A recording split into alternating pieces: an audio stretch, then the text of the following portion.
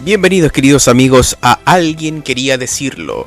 Soy Rubén Méndez Burdiles y este es un programa más de las ediciones especiales que hemos hecho de nuestro programa a lo largo de estas semanas. El día de hoy, como veníamos anunciando, quienes me siguen en las redes sociales o han visto las redes sociales de la Clínica Central Pia saben que el día de hoy hablaremos de un tema un poco más polémico, un poco más escabroso, y que generalmente muchos gobiernos han hecho, que es el tema de la expropiación. ¿Por qué debe interesarnos esto?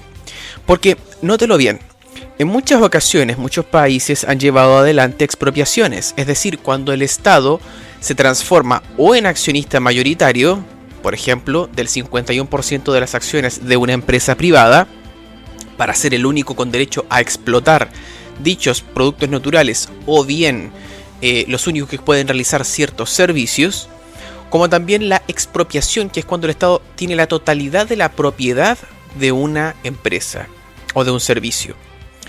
¿Por qué se llega a ese extremo? Por lo general, algunas empresas no actúan o no han llevado adelante sus servicios en tiempos de escasez.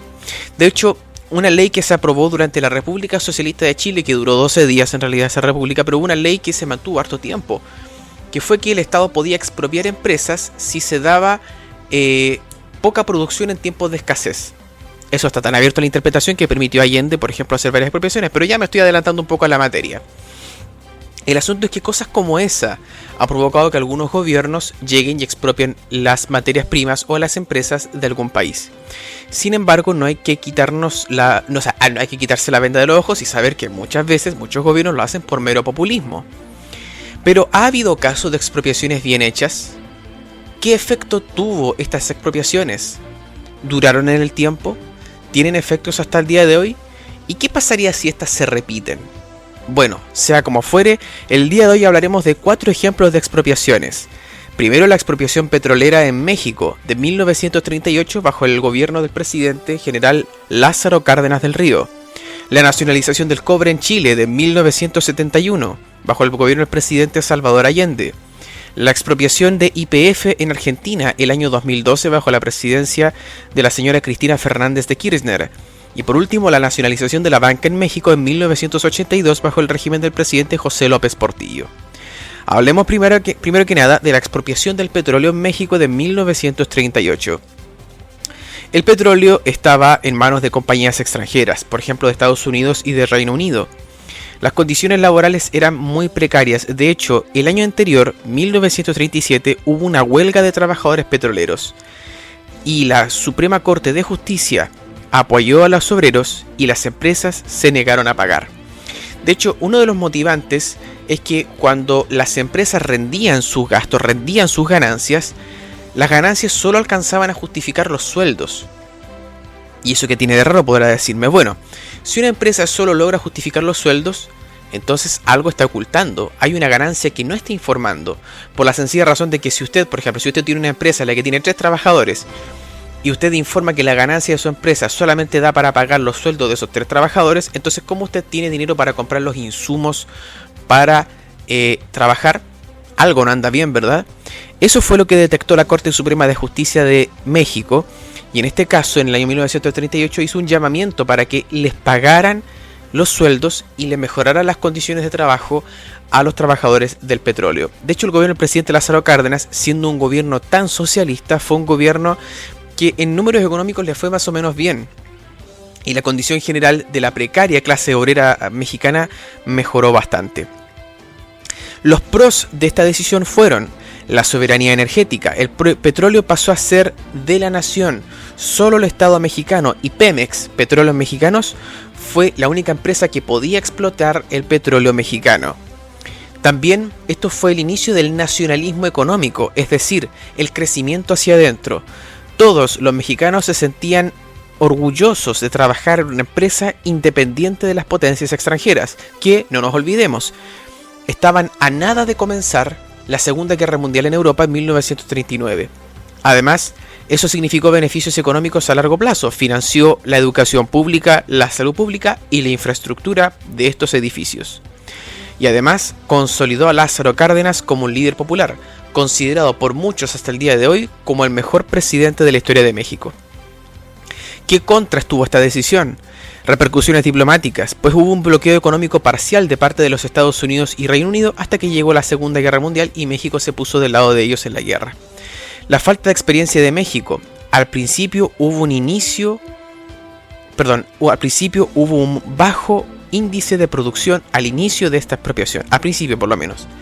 Pemex además se convirtió en un monopolio con problemas burocráticos, como suele ocurrir en las empresas públicas, y de corrupción con el paso de los años, sobre todo tras la llegada del presidente Miguel Alemán Valdés en 1946. Además, la dependencia excesiva del petróleo en la economía mexicana obligó a que cuando el petróleo mexicano comenzó a sufrir problemas, la economía mexicana también. Hoy Pemex sigue siendo estatal, pero atraviesa serios problemas financieros. México durante décadas financió buena parte de su desarrollo con el petróleo. Sin embargo, con la caída de precios del petróleo y la corrupción, Pemex se endeudó y hoy es una de las petroleras más endeudadas del mundo. En 2013 se reformó hubo una reforma energética del gobierno de Enrique Peña Nieto que abrió el sector a cierta inversión privada y extranjera. Hoy día, el balance de soberanía y orgullo nacional pesa sobre Pemex, pero económicamente ello es un desafío porque la empresa está en una crisis estructural.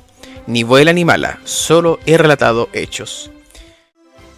Proseguimos, queridos amigos, ahora hablando de otra expropiación, la nacionalización del cobre en Chile, promovida por el presidente Salvador Allende Gossens en 1971. El contexto es el siguiente: el cobre es reconocido como el sueldo de Chile, ya que se debe a la principal fuente de ingresos del país.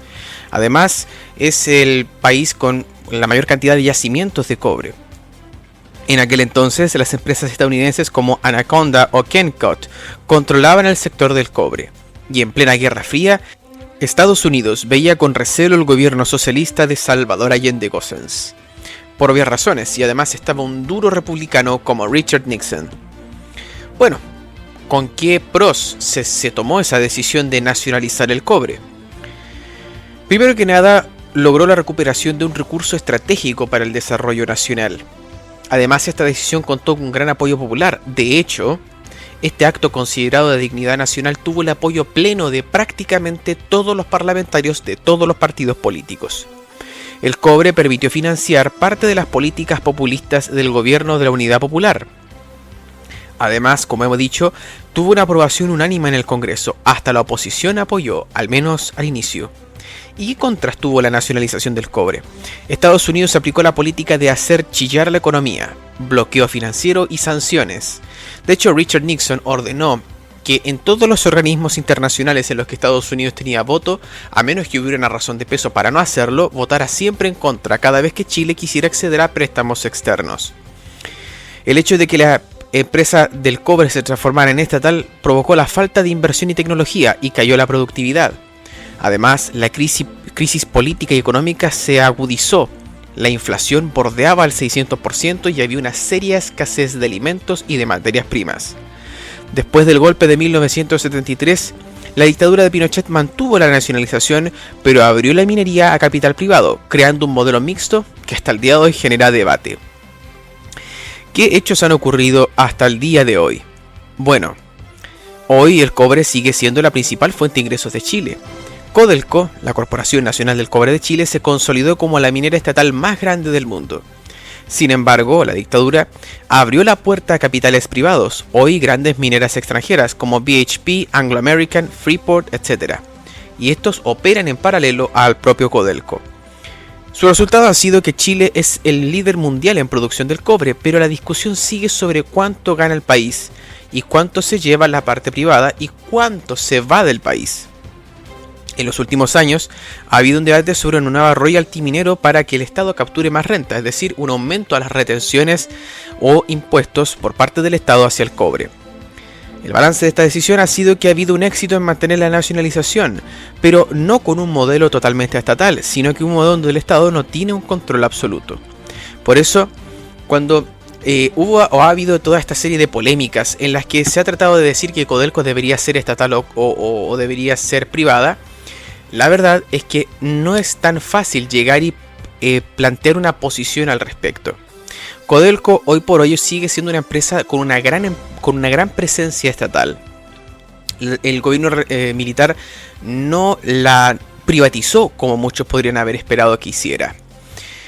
Recordemos que incluso durante el régimen de Pinochet hubieron varias políticas del gobierno de la Unidad Popular que se mantuvieron, varias ayudas sociales. Y es cierto, mientras el Estado exista, habrán ayudas sociales para los más desamparados o al menos algunos sectores de la sociedad.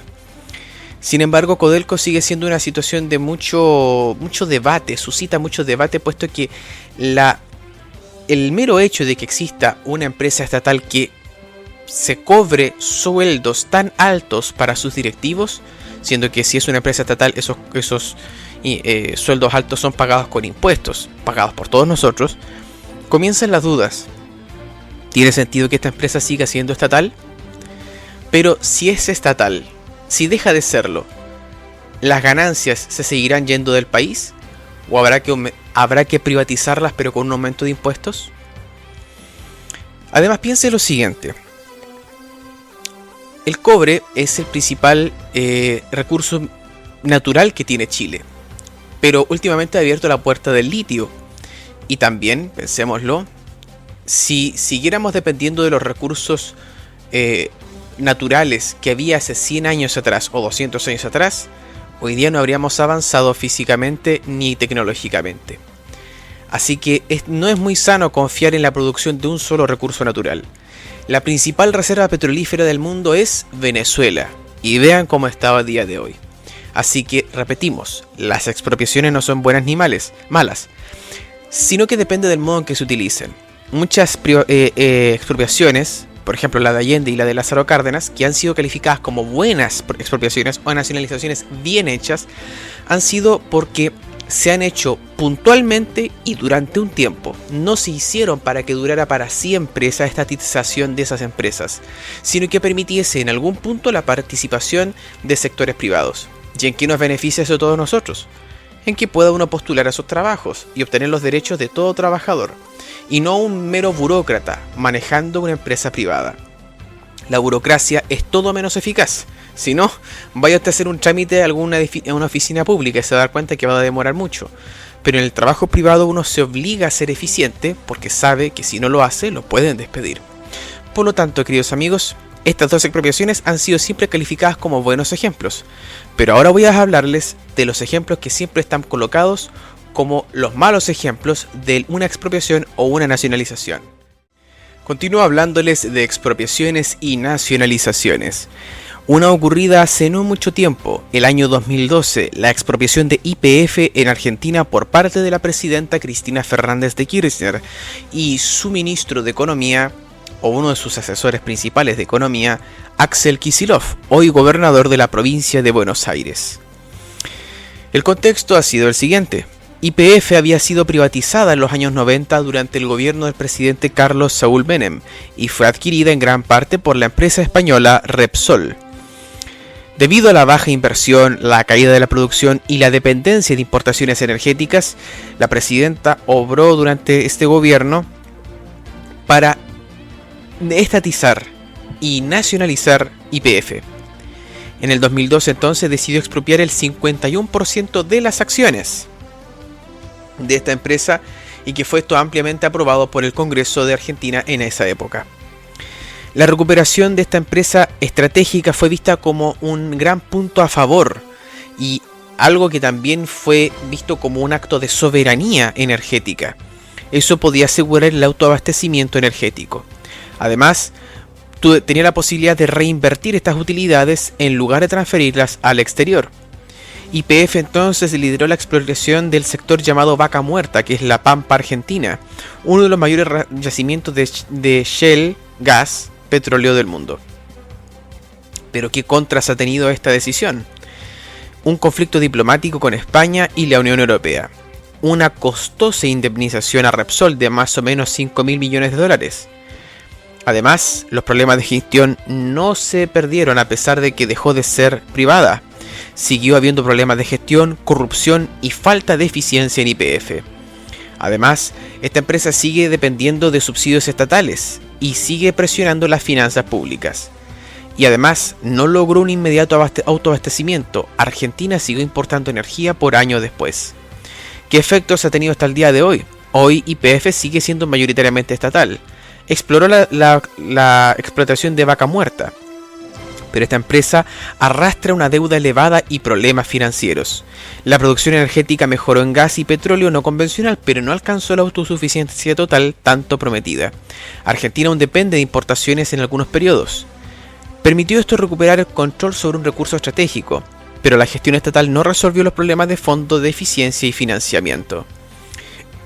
Como les pude comentar, esta expropiación fue mal hecha porque lo correcto es, dentro de los estatutos de una empresa, que cuando un gobierno quiere hacerse con las acciones de una empresa, así por lo menos lo explican en Argentina, es mediante el concurso. Es decir, el Estado no puede decir yo voy a comprarle tantas acciones. No, la empresa, obligada por ley, tiene que presentar a la venta esas acciones y el Estado ofrecer una oferta.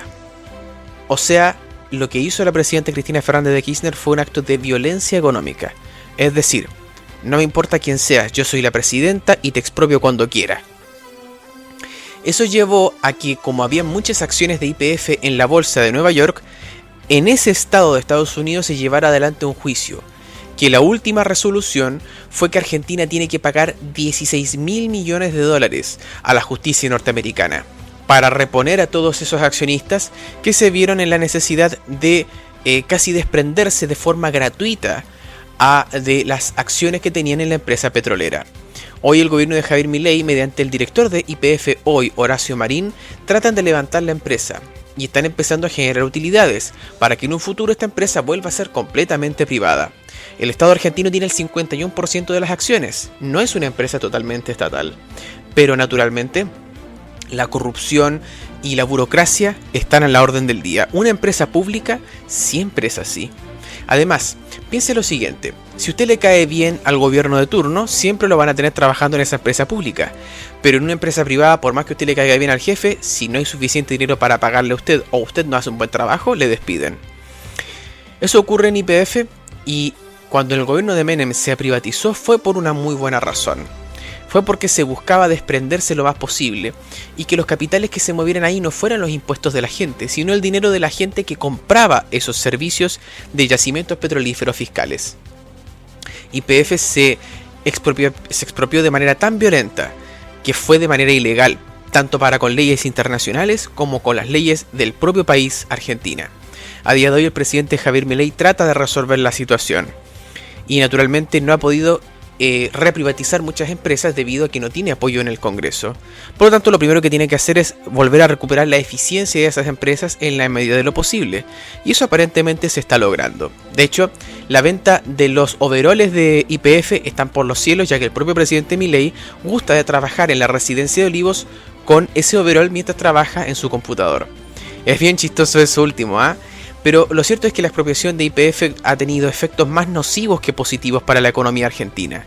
Y aunque generó un momento de mucho orgullo nacionalista y una gran popularidad para la entonces presidenta Cristina Fernández de Kirchner, fue solo un paso más dentro de la corrupción de ese gobierno, como otros que han habido.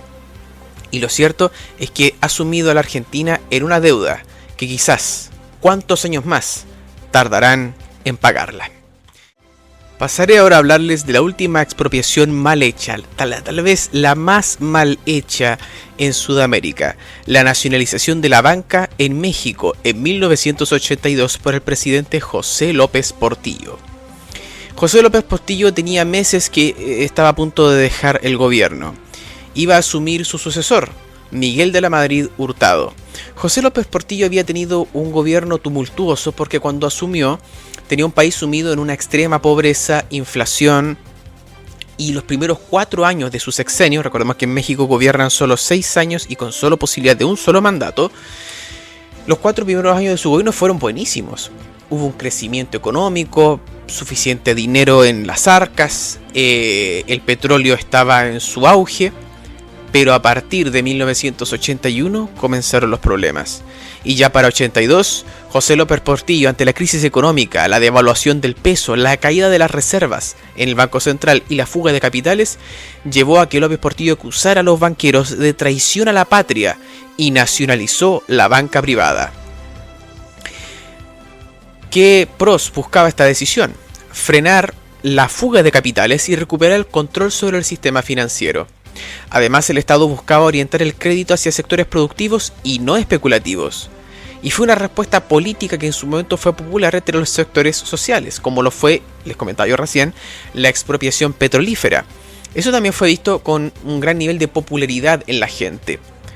Los contras. Claramente fue impopular entre los empresarios, la clase media y la comunidad internacional. Generó desconfianza e inestabilidad. Aceleró la fuga de capitales como nunca antes. De hecho, el mayor fugador de dólares, según un economista llamado Espinosa Iglesia, fue el propio José López Portillo. Fue además una falta de eficiencia y corrupción en bancos estatales. Y el sucesor, Miguel de la Madrid, dio vuelta a la situación y se vio obligado en el gobierno siguiente reprivatizar la banca. Es considerado como un símbolo del fracaso de la política económica del presidente José López Portillo. Además, como vemos, en esta situación ha habido un efecto. Hoy la banca volvió a manos privadas desde los 90, más específicamente en el gobierno de Carlos Salinas de Gortari. Hoy la mayoría de los bancos en México son filiales de bancos extranjeros como BBVA, Santander, Citibanamex, HSBC, etc. El Estado conserva un banco de desarrollo, que es Banobras, Nacional Financiera, etc., pero no controla la banca comercial. De hecho, no existe un banco central específico en México. La nacionalización de 1982 es recordada como una medida desesperada que terminó dañando aún más la confianza y aislando a México financieramente. Fue un fracaso a largo plazo, porque no se consolidó una banca estatal sólida, y hoy el sistema está dominado por el capital extranjero. Así que, como hemos visto, el resultado final fue ese. De hecho, este se considera como el último presidente del nacionalismo económico. En adelante, desde Miguel de la Madrid hasta Enrique Peña Nieto, todos los presidentes se orientaron hacia el neoliberalismo, hacia el libre mercado a toda ultranza. Y eso se debió a que esta decisión de López Portillo, muy contraria a las propias medidas de derecha que él había estado tomando a lo largo de todo su gobierno, fue como muy contradictorio y llevó a que fuera muy impopular. La gente, si bien es cierto, al principio felicitó al presidente López Portillo por nacionalizar la banca, pero después, al ver que la inflación seguía subiendo y que la gente no podía acceder tan fácilmente a la compra de dólares y poder salir al extranjero a trabajar, obligó a que esta medida fuera impopular y Miguel de la Madrid y su sucesor, Salinas de Gortari, reprivatizaran la banca. Hay un interesante documental que hizo el Instituto de Espinosa Iglesia, Instituto Espinosa Iglesia, sobre la nacionalización de la banca, la decisión del presidente, en 1982. Hay un ejemplo muy llamativo y que entiende muy bien, porque muchos dicen, se expropió, entonces el Estado llegó y tomó a las empresas, como los ejemplos que dije hoy día, sin pagar nada. Y es mentira, el Estado paga una cantidad, pero pagan el valor físico de las empresas, los edificios, la gente, eso paga, pero no paga el nombre, no paga las ganancias que había tenido esa empresa hasta ese momento. Y hay un empresario que ahí ocupa una expresión muy llamativa, dice: si usted quiere comprar la empresa Coca-Cola, ¿le va a costar lo que cuesta la botellita? ¿Le va a costar los 2.000, 3.000 pesos que cuesta la botella más grande? No, ¿verdad? Porque hay todo un nombre, todas unas filiales, hay mucho detrás que hacen que esa empresa sea carísima. Del mismo modo, cuando se reprivatizó la banca en México, el YPF en Argentina, el cobre en Chile y el petróleo en México, fue como que se comprara el valor físico de esas empresas y no todo lo que había detrás, provocando una gran desconfianza en los mercados. Haciendo un resumen de lo que vimos en este programa, vemos los resultados de cada una de las decisiones.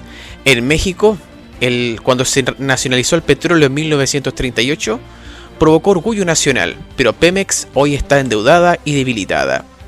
En Chile, cuando se nacionalizó el cobre en 1971 bajo el régimen del presidente Salvador Allende, Codelco hoy es el gigante estatal, pero comparte mercado con extranjeras y sigue el debate vigente sobre sus regalías y ganancias. En Argentina, YPF en 2012 sigue siendo estatal, clave en vaca muerta, pero con problemas financieros y deuda, y hasta ahora ha sido, entre otras cosas, más un fracaso que una victoria. Y México, la banca de 1982, la que hablamos recién, Un fracaso, terminó reprivatizada y hoy dominada por bancos extranjeros. Las expropiaciones no son buenas ni malas por naturaleza, dependen del modo en que se usen, si son puntuales y con la promesa de que en algún momento estas volverán a manos privadas. A veces el Estado debe hacerlo, porque a veces las empresas ha tocado la mala suerte que algunas no saben administrarse bien y son objeto de algunos desfalcos. Pero como fuera, estas expropiaciones, sin duda, marcaron el rumbo de la historia, de sus países y en algunos casos del mundo entero. Esto ha sido todo por mi parte, soy Rubén Méndez Burdiles, un agrado como siempre haber compartido otra semana junto a ustedes por Radio La Movida. Esto fue Alguien Quería Decirlo y espero que pasen un excelente fin de semana.